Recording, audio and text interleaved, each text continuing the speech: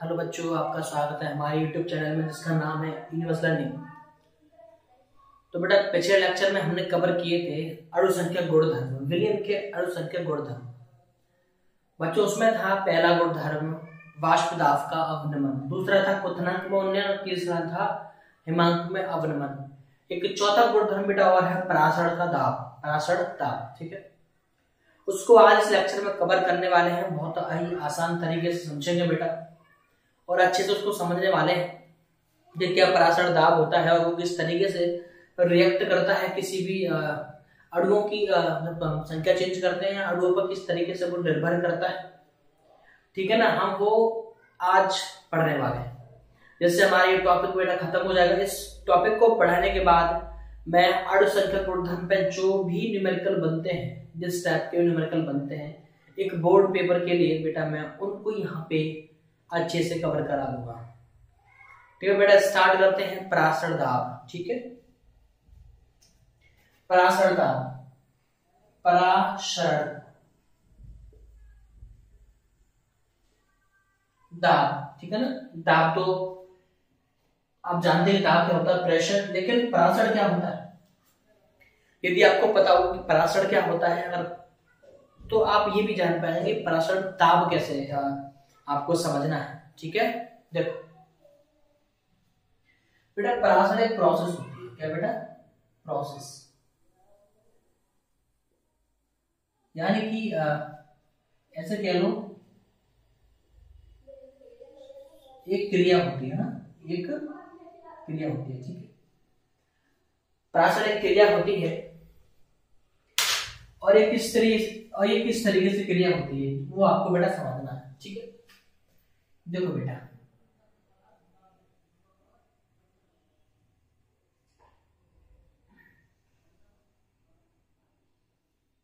इसमें आपका भरा हुआ है एक बेटा विलयन। क्या बेटा, विलयन। ठीक है बेटा, ये मैंने विलयन भर दिया इसमें, ये मैंने विलयन भर दिया। ठीक है, ठीक है, चलो एक काम कर लेते हैं।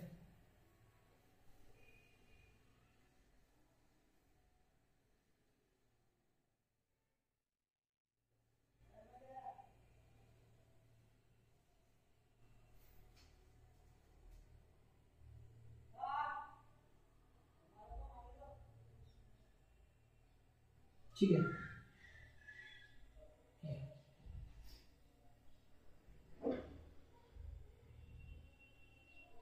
ये समझो। ठीक है, ये क्या बेटा, एक झिल्ली। क्या बेटा, झिल्ली। कौन सी झिल्ली बेटा, इसको बोलते हैं अर्धपारगम्य, अर्धपारगम्य, अर्धपारगम्य झिल्ली। ठीक है ना, अर्धपारगम्य झिल्ली। अब इसके बारे में थोड़ा सा बेटा समझ लो कि क्या होती है अर्धपारगम्य झिल्ली। बेटा, ये एक ऐसी झिल्ली होती है जो अपने में से विलायक के अणुओं को तो पार होने देती है, मतलब अपने में से विलायक के अणुओं को पार होने देगी, लेकिन विलेय के अणुओं को नहीं, विलेय के अणुओं को पार नहीं होने देती। बेटा फिर से समझो, अर्धपारगम्य झिल्ली एक ऐसी झिल्ली होती है जो अपने में से विलायक के अणुओं को तो प्रवाहित होने देती है परंतु विलेय के अणुओं को नहीं। समझ आ रही बात? यानी कि किसी विलयन में दो चीजें होती हैं, विलेय और विलायक, विलेय और विलायक। ठीक है, अर्धपारगम्य झिल्ली से जब आप किसी विलयन को गुजारते हो, किसी विलयन को गुजारते हो, विलयन को गुजारते हो, तो उसमें से विलायक के अणु तो निकल जाएंगे, यानी कि विलायक के अणु तो पार हो जाएंगे, लेकिन विलेय के अणु बेटा पार नहीं होंगे। ठीक है ना, ठीक है बेटा, आपको समझ आ गई बात? ठीक है, चलिए अब देखो मैंने क्या करा बेटा, मैंने इसमें डाला तनु विलयन, तनु विलयन और बेटा शांत विलयन। ठीक है, और तनु और शांत विलयन क्या होते हैं बेटा, ये सबसे पहले लेक्चर में मैंने आपको बताया है। जिस बच्चे को नहीं पता है बेटा, वो जाके एक बार फिर से मेरी जो पहली वीडियो है बेटा उसको देखे। ठीक है, तनु विलयन इस वाले चैम्बर में भरा हुआ है और शांत विलयन इस वाले को भरना है, चलिए है ना, ठीक है।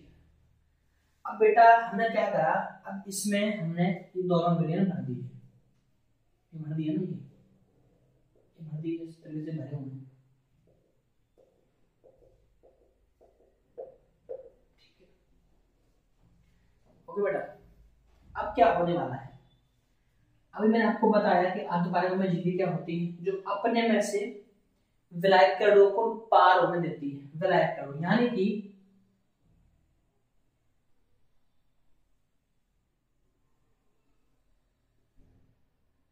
तनु विलयन के जो विलायक होंगे, तनु विलयन के जो विलायक होंगे, तनु विलयन के जो विलायक के अणु होंगे बेटा वो कहां चले जाएंगे, शांत की ओर जाना शुरू कर देंगे, शांत की तरफ जाना शुरू कर देंगे बेटा, ठीक है ना, ठीक है। ये जो अणुओं का जाना है अर्धपारगम्य झिल्ली से होकर के, ये जो अणुओं का जाना है अर्धपारगम्य झिल्ली से पार होकर के बेटा यही क्रिया कहलाती है परासरण, क्या कहलाती है बेटा, परासरण। वैसे समझो, यानी कि परासरण एक ऐसी क्रिया है, परासरण एक ऐसी क्रिया है जिसमें तनु विलयन से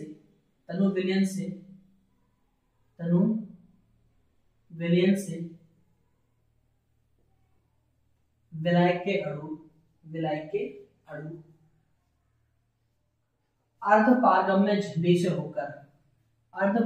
अर्धपारगम्य झिल्ली से होकर स्वतः प्रवाहित होने लगते हैं शांत विलयन की ओर।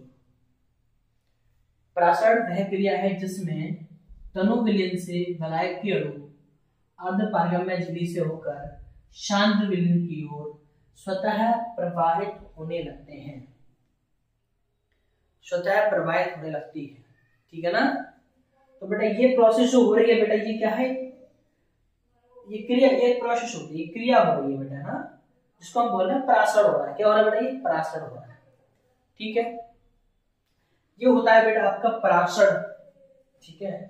अब हम पढ़ेंगे परासरण दाब क्या होता है, परासरण बेटा दाब, क्या बेटा, दाब, ठीक है, परासरण दाब। अब ये दाब है, क्या बेटा, अब ये दाब है। अब मुझे क्या करना है, बेटा मुझे,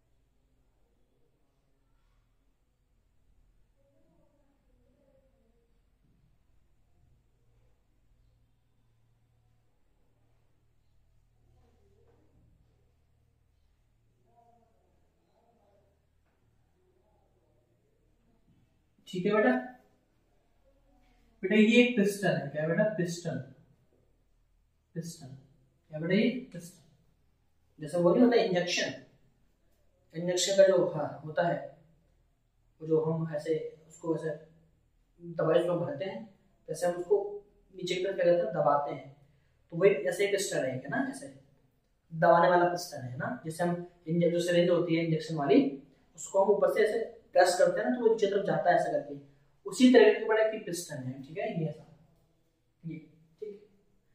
तो ये शांत विलयन है बेटा, क्या ये शांत विलयन है, नीचे क्या बेटे, शांत विलयन, ठीक है, ओके बेटा, ठीक है।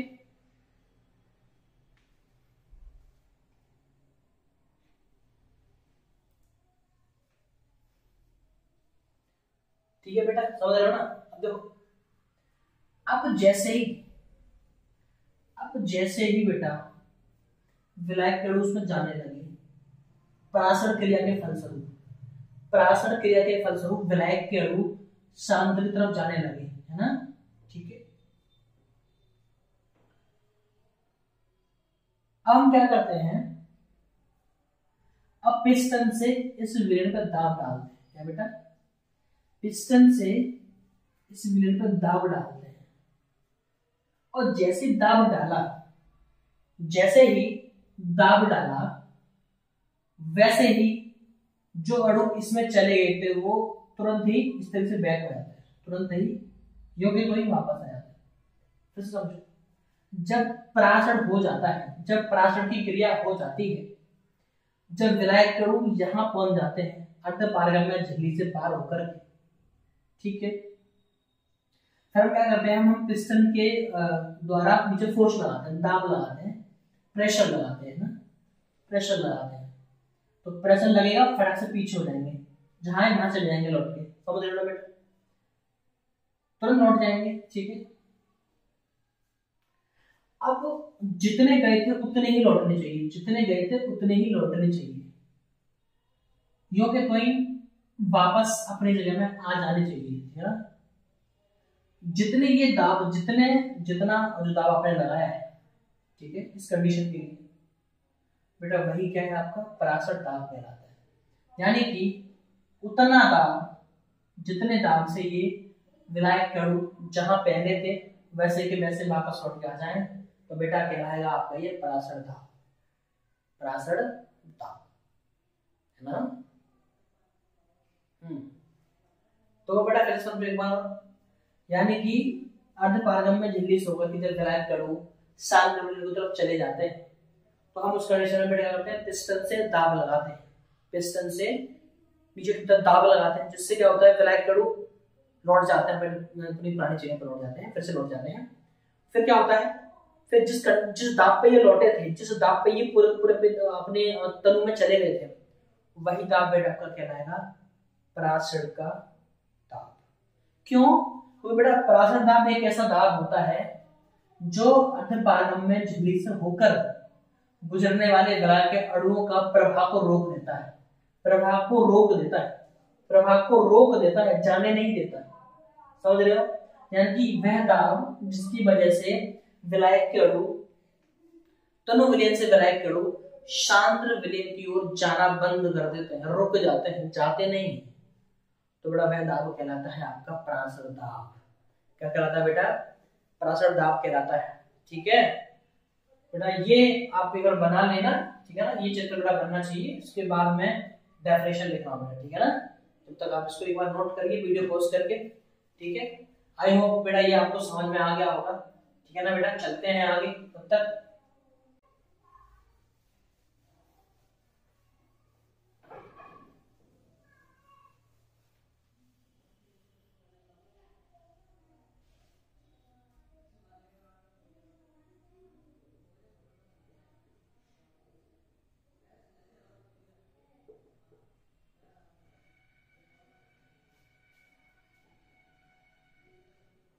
तो बेटा बोलेंगे किसी विलयन की सतह पर डाला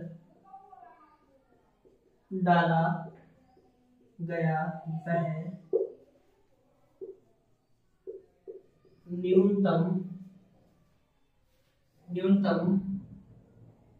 द्रव स्थैतिक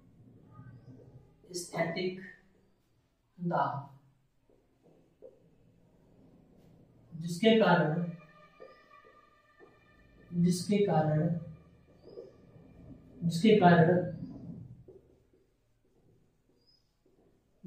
के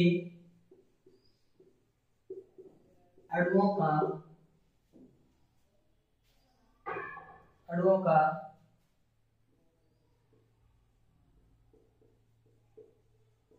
अर्धपारगम्य झिल्ली से होने वाला प्रवाह रुक जाता है, रुक जाता है, ठीक है। किसी विलयन की सतह पर डाला गया वह न्यूनतम द्रव स्थैतिक दाब, जिसके कारण विलायक के अणुओं का अर्धपारगम्य झिल्ली से होने वाला प्रवाह रुक जाता है, बेटा परासर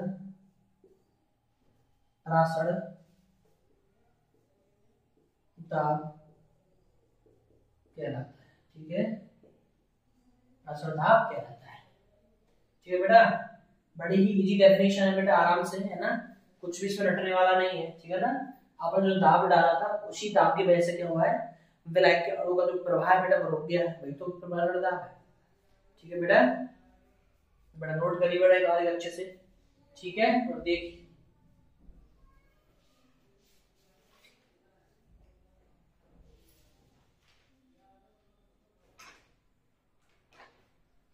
ठीक है बेटा, ठीक है, इसे हम P से प्रदर्शित करते हैं। ठीक है, ओके बेटा, ये ठीक है बेटा, ओके। चलिए बेटा आगे चलते हैं, इसका टॉपिक देखते हैं क्या फार्मूला इसका बनता है बेटा, ना इस पे किस तरह के न्यूमेरिकल बेटा आते हैं, किस फार्मूले से न्यूमेरिकल बनते हैं, कुछ समझ लेते हैं बेटा ना।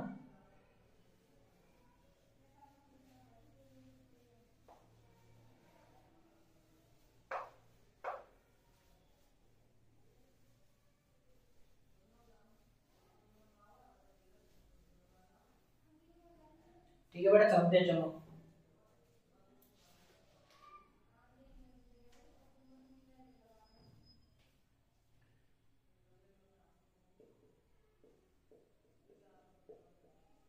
परासर दाब, परासर दाब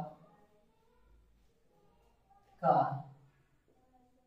व्यंजक, ठीक है, या फिर सूत्र बोल सकते हो, फिर फॉर्मूला बोल सकते हो ना, कुछ भी बोल सकते हो, या फिर ऐसे हो सकते हो कि परासर दाब ज्ञात करने के नियम कौन से होते हैं, उन नियम के बेस पर बनता है। ठीक है ना, नियम लिख दीजिए ना, और दाब ज्ञात करने के नियम, वो नियम है बेटा, उन नियम पे बेटा क्या करता है बेटा, उन नियम पे बनता है बेटा आपका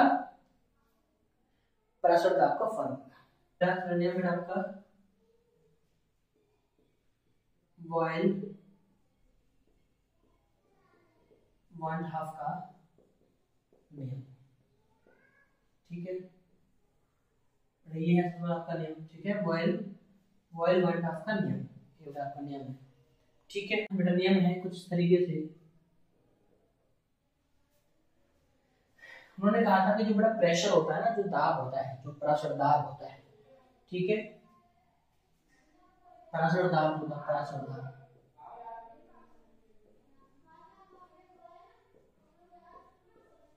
किसके समानुपाती होता है बेटा, मोलर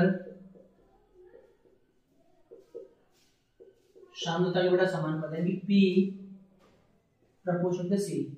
हम ऐसा कह सकते हैं कि स्थिर ताप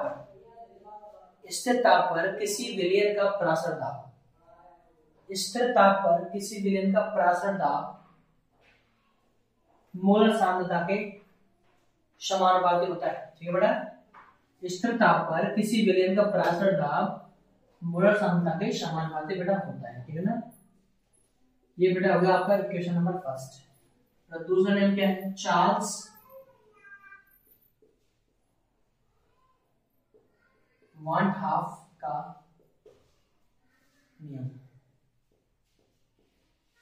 ये बेटा वो किस तरीके से, वो है P प्रपोर्शनल टू T, यानी कि स्थिर ताप पर, क्या सॉरी स्थिर सांद्रता पर, यहाँ पे ताप कांस्टेंट था, यहाँ पे क्या है बेटा, यहाँ पे बेटा आपका सांद्रता कांस्टेंट रहेगी। ठीक है ना बेटा, बोलेंगे स्थिर सांद्रता पर है, स्थिर सांद्रता पर किसी विलयन का परासर दाब, किसी विलयन का बेटा परासर दाब परम ताप के समानुपाती होता है, परम ताप के समानुपाती होता है। ठीक है, परम ताप के समानुपाती बेटा होता है। बेटा ये हो गया आपकी equation number first, sorry second. ठीक है, पहला बेटा था चार्ल्स का नियम, चार्ल्स ने नियम दिया परासर दाब को। उन्होंने कहा कि परासर दाब जो होता है ना बेटा, वो मोलर सांद्रता के बराबर होता है, यानी कि जो आपकी मोलरता होती है उसके समानुपाती होता है। ठीक है, और बेटा बॉयल ने नियम दिया, सॉरी बेटा बॉयल ने बोला कि परासर दाब होता है मोलर सांद्रता के समानुपाती, जबकि चार्ल्स ने कहा कि परासर दाब होता है परम ताप के समानुपाती। T बेटा तो परम ताप होता है। ठीक है ना, ये स्थिर ताप पे था, यहाँ पे ताप तो कांस्टेंट नहीं है, पर यहाँ पे ताप कांस्टेंट है, और यहाँ पे C कांस्टेंट है ना, उल्टा है। चलिए बेटा, अब हम बोलते हैं समीकरण फर्स्ट व सेकंड से। क्या होगा? P प्रपोजन CT, P प्रपोजन के बेटा CT, ठीक है। तो आप जानते हो कि जब समानुपाती का चिन्ह हटता है तो एक बेटा कांस्टेंट वैल्यू आती है ना, तो क्या आती है बेटा? P बराबर SCT, P बराबर SCT है ना। जहां क्या बेटा? जहां S एक समानुपाती नियतांक है, ठीक है ना, जिसे गैस नियतांक या फिर घोल नियतांक है ना, सॉल्यूशन ना, जिसे घोल नियतांक कहते हैं, ठीक है बेटा। ये हो गया आपका प्रासर दाब का फॉर्मूला, ठीक है। अब इसको थोड़ा सा और खोल लेते हैं। जब तक बेटा आप थोड़ा सा इसको इतना नोट करो, मैं इससे नीचे करूंगा है ना, ठीक है ना। ये प्रासर दाब ज्ञात करने के नियम से हम फॉर्मूला डिजाइन कर रहे हैं, ठीक है बेटा। आई होप आपको ये अच्छे समझ में आ रहा होगा, ठीक है। इसको मैं रफ कर देता हूं, तब आप इसको नोट कर लीजिए, ठीक है। तो बेटा क्या निकला हमारा? P बराबर SCT। बेटा C क्या आता है? तो मोल होता है ना, क्या है? C। तो जहां C बराबर N/V है ना, तो बेटा तो P बराबर N/V,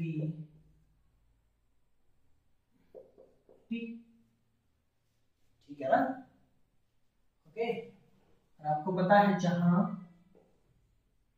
N क्या बाहर बटे बाहर, तो P बराबर W अपॉन के M into V S into T। बेटा ये एक और बेटा फॉर्मूला आपका बन गया, ठीक है। इस वाले फॉर्मूले पे बेटा न्यूमेरिकल बेटा बोर्ड में देखने को मिलते हैं, ठीक है ना। इस तरीके का ये टॉपिक है, ठीक है। आई होप बेटा आपको समझ में आ गया होगा कि प्रासर दाब किस तरह से हम ज्ञात करते हैं, प्रासर दाब क्या होता है, प्रासर क्रिया क्या होती है, अर्धपारगम में झिल्ली क्या होती है, ठीक है ना बेटा।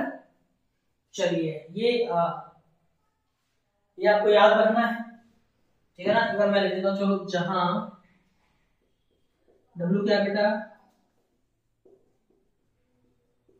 विलेय का भार। M क्या बेटा? विलेय का अणुभार। V क्या बेटा? विलयन का आयतन। S क्या बेटा? घोल नियतांक, घोल नियतांक। T क्या है बेटा? परमता, जो कि केल्विन में आएगा ना, जो कि केल्विन में आएगा, ठीक है बेटा। ये है सारे एलिमेंट जो यहाँ पे यूज हुए हैं, ठीक है। और P बेटा प्रासर दाब है, ये आप जानते हैं ना। P क्या है बेटा? प्रासर दाब, ठीक है, ओके। तो बेटा इसके अलावा टॉपिक है प्रासर दाब को ज्ञात करने की विधि है बेटा ना, जो कभी कभी बोर्ड में आ जाती है, लेकिन मैं आपको उसको समझा देता हूँ, ठीक है ना। उसको बेटा एक बार अच्छे से देख लो, उसको मैं कर देता हूँ, ठीक है। चलिए तो बच्चों देखते हैं प्रासर दाब का एक और टॉपिक, कि बेटा हम प्रासर दाब को ज्ञात कैसे करेंगे। प्रासर दाब को ज्ञात करने के लिए बेटा हमारे पास एक विधि है, उसका नाम क्या है बेटा? उसका नाम है वर्कले-हटले विधि। तो बेटा क्या हेडिंग होगी आपकी? प्रासर दाब ज्ञात करने की वर्कले-हटले विधि, ठीक है। मैंने ऊपर नहीं बनाया क्योंकि थोड़ा मेरे को फिगर बनाना था इस पे बेटा सही से, जिससे क्लियर दिखे आपको। तो इसकी बेटा हेडिंग रहेगी प्रासर दाब ज्ञात करने की वर्कले-हटले विधि। वर्कले-हटले साइंटिस्ट थे बेटा, इन्होंने इस विधि के बारे में बताया। इस विधि को समझने के लिए बेटा मैंने आपके सामने एक फिगर बनाया है, इस चित्र को बनाया है, जिसमें बेटा आपको दिख रहा है इधर एक केशिका नली, इधर आपको दिख रही है टोटीदार फनल वाली नली, है ना। एक पात्र बीच में आपको दिख रहा है जिसमें शुद्ध विलायक भरा हुआ है, और बेटा इन दोनों में विलयन भरा हुआ है, और बेटा इसमें क्रिस्टल लगा हुआ है, और पिस्टन के साथ एक दाब मापी लगाया गया है। ठीक है, दिख रहा है बेटा आपको? फिर से देखिए, इस पूरे पात्र में यहां से ये पूरा इस वाले पूरे पात्र में क्या है बेटा? शुद्ध विलायक भरा हुआ है, जबकि इन दोनों पात्रों में क्या भरा है बेटा? विलयन भरा हुआ है। ऊपरी पात्र के हिस्से पर बेटा लगाया गया पिस्टन और उसके साथ लगाया गया दाब मापी। दाब को मापने के लिए एक मीटर लगाया है, इसे हम बोलते हैं बेटा दाब मापी। ठीक है बेटा, इसको मैं बोल देता हूं, इसको लिखना कैसे पड़ेगा देख लो। आपको कॉपी में इसको नोट कर लेना है ना, इतनी बड़ी विधि को लिखना बेटा पॉसिबल नहीं है, मैं बोलता जा रहा हूं मुझसे, तो आप इसको नोट करते जाइए। ठीक है, ठीक है ना? इस विधि में सर्वप्रथम क्या, इस विधि में सर्वप्रथम एक बेलनाकार पात्र लेते हैं। क्या बेटा? एक बेलनाकार पात्र की जाली लेते हैं या पात्र लेते हैं, जिसकी सतह पर कॉपर फेरोसाइनाइड की अर्धपारगम्य झिल्ली चढ़ी रहती है। यही समझ लीजिए, जिसकी जो सतह है बेटा इसकी एक अर्धपारगम्य झिल्ली का काम करती है, क्योंकि ये बनी होती है बेटा कॉपर फेरोसाइनाइड की छिद्रित सतह होती है। ठीक है, तो आप कह सकते हैं कि इस विधि में एक बेलनाकार पात्र लेते हैं जिसकी सतह कॉपर फेरोसाइनाइड की बनी होती है। ठीक है, कॉपर फेरोसाइनाइड की बनी होती है। ठीक है, इसके एक तरफ, इस बेलन के एक तरफ अंशांकित नली लगी होती है,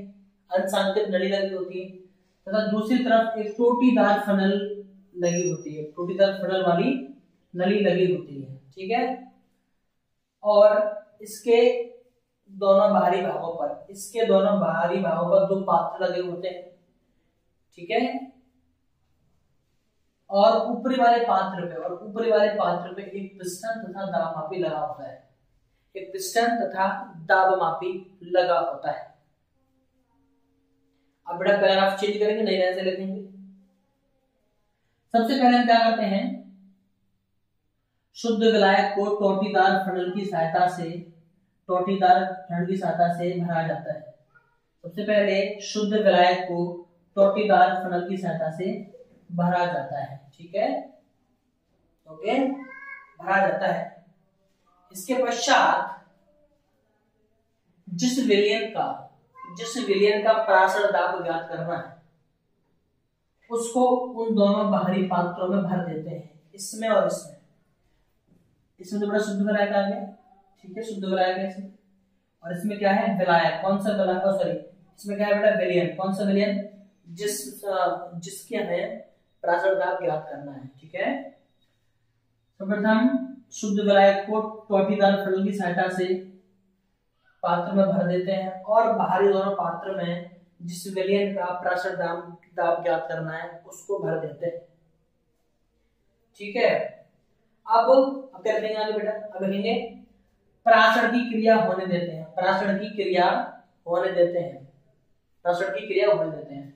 ठीक है बेटा, अब देखो, अब सोचो, अब थोड़ा स्टॉप करो, समझ लेते हैं ना, आगे लिखना है ना, थोड़ा स्टॉप करो। देखो, जब आपने इसमें शुद्ध विलायक डाला और इसमें विलयन डाला, शुद्ध विलायक इसमें भर दिया आपने, पढ़ दिया, और बेटा जैसे ही आपने क्या भरा? विलयन भर दिया, तो बेटा इसकी जो दीवार है, क्या बेटा? इसकी जो दीवार है, ये वाली दीवार है ना, इसकी दीवार, ये वाली दीवार, ये जो दीवार है ना, ये दीवार। ठीक है, अब क्या होगा? अब आपको पता है ये क्या है? दीवार कैसे काम कर रही है? अर्धपारगम्य झिल्ली की तरह काम कर रही है। अर्धपारगम्य झिल्ली, जैसे ये मैंने झिल्ली बनाई थी, पहले ध्यान है बेटा आपको, मैंने लिखा था कि विलायक के अणु इससे पास होना शुरू हो जाते हैं, इस तरीके से ना, इस तरीके से। तो बेटा इसी प्रकार विलायक के जो अणु, विलायक है ना, इसके अणु कहां पहुंचेंगे बेटा? इसमें पहुंचेंगे, विलयन पर कहां पहुंचेंगे बेटा? विलयन में जाएंगे, ये विलयन में जाएंगे, तो ये विलायक है, विलायक के अणु तो पार होते हैं। और ये जो दीवार है बेटा, है ना, इसकी दीवार जो ये वाली, ये काम करती है अर्धपारगम्य झिल्ली की तरह, क्योंकि कॉपर फेरोसाइनाइड की बनी होती है। कॉपर फेरोसाइनाइड बेटा एक झिल्ली, कॉपर फेरोसाइनाइड की झिल्ली होती है जो कृत्रिम तरीके से बनाई जाती है, यानी कि जो इंसान के द्वारा बनाई जाती है। ठीक है, अभी चला गया। ठीक है, अब हमने पूरी प्रासरण की क्रिया होने दी, मतलब जितनी हो सकती थी हमने सोचा कि छोड़ दो इसको, अब ये हो जाएगी, ठीक है ना। अब ये हो गई बेटा, ठीक है। अब तुम सोचो कि मान के चलो हमारी ये जो भरा था, यहाँ तक भरा था, ठीक है, भरा था, और जैसे ही विलायक के अणु इसमें पहुंचना शुरू हुए तो विलायक की मात्रा कम होने लगेगी धीरे धीरे। जब विलायक पार होकर इसमें पहुंचेगा, विलयन में पहुंचेगा, तो विलायक की मात्रा कम होने लगेगी, और जैसे ही विलायक की मात्रा कम हुई तो बेटा यहाँ से जो विलयन है कम हो जाएगा, तल है वो नीचे गिर जाएगा, यानी ये आपका इस तरीके से जाएगा, इस तरह। ये आपको मैं इसको मिटा देता हूँ, देखो पहले मान लो इतना था, इतना भरा था, अब हो गया बेटा कितना, अब हो गया इतना, अब इतना इतना बचा है, दिख रहा है आपको, दिख रहा है बेटा, मैं चेक करता हूँ ना, दिख रहा है एक मिनट,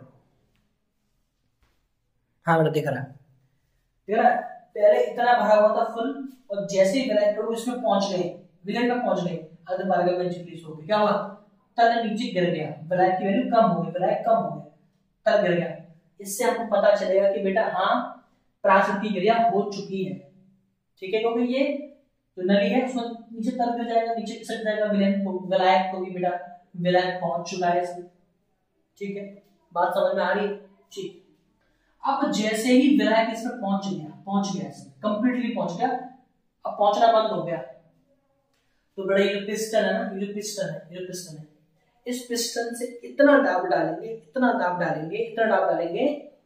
कि जितना विलायक नीचे गिरा था फिर से लौट के बेटा यहीं पे आ जाए, फिर लौट के बेटा यहाँ पे आ जाए, ठीक है ना, क्योंकि जितना नीचे गिरा था दाब डालेंगे, इतना दाब डालेंगे, यहाँ से इतना दाब डालेंगे कि विलायक के अणु निकलेंगे और तल बढ़ जाएगा, जितना नीचे गिरा था तल, समझ रहे हो ना।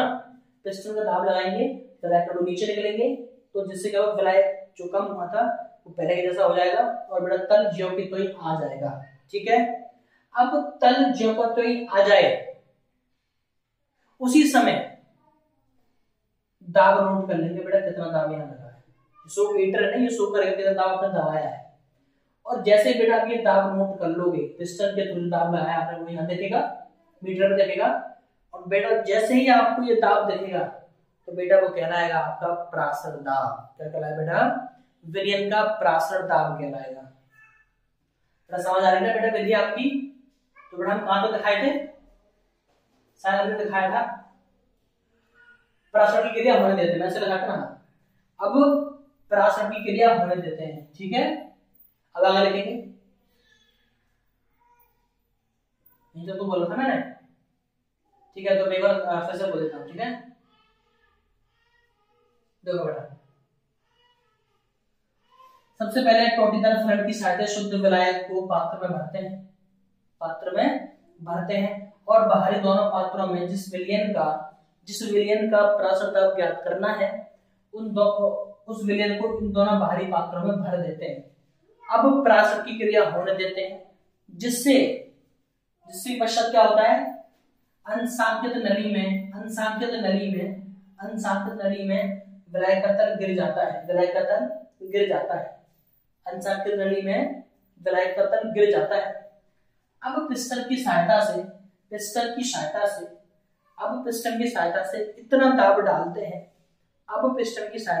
इतना दाब डालते हैं कि अनसांख्यित नली में विलायक का तल ज्यों का त्यों हो जाए, और इस स्थिति में दाबवापी से दाब ज्ञात कर लेते हैं, दाब नोट कर लेते हैं, यही दाब विलयन का प्रासरण दाब होता है, बेटा दाब होता है, ठीक है। ये थी बेटा प्रासरण दाब ज्ञात करने की बर्कले-हटले विधि, ठीक है, बर्कले-हटले विधि। आई होप कि आपको ये विधि अच्छे से बेटा समझ में आ गई होगी कि प्रासरण दाब से किस तरह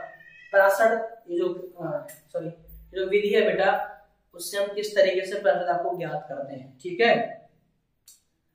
चलिए बेटा, अगर आपको वीडियो अच्छी लगी है तो बेटा लाइक करें, है ना, सब्सक्राइब करें, और जो बच्चे नए हैं वो एक बार बेटा वीडियो को फिर से देखें तो आपको अच्छे से और ज्यादा समझ में आएगा, ठीक है। और जो आपके दोस्त है बेटा उनको ये शेयर कीजिए, जिससे कि वो बेटा पढ़ सकें, वो भी अपनी बेटर तैयारी कर सके, बोर्ड में अच्छे नंबर बेटा ला सके। ठीक है, तो बेटा जुड़े रहिए मेरे साथ। ठीक है, बहुत बहुत धन्यवाद।